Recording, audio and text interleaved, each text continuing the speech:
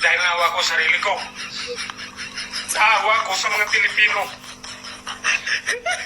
Mas naawa nga ako kay Tatay Digong. Mismong mga pulis na tinulungan ni Tatay Digong, walang ginawa. Ang mga pulis natin, karamihan duwag. Kinsa man ang mulaban sa Pilipino.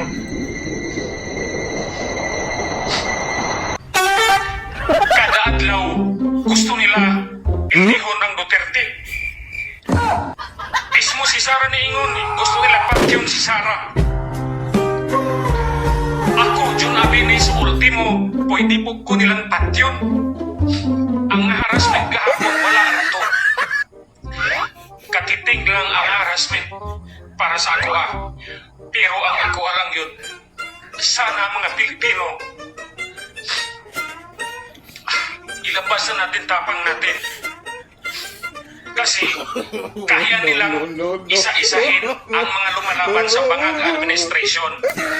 Papayagan ba natin na basta-basta na lang yung mga Duterte, isa-silence nila?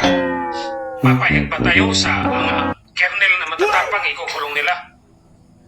Papayag ba tayo na ordinaryong mga vlogger ikukulong nila? I am not crying for myself. Malalaki na yung anak ko. I am crying because wala tayong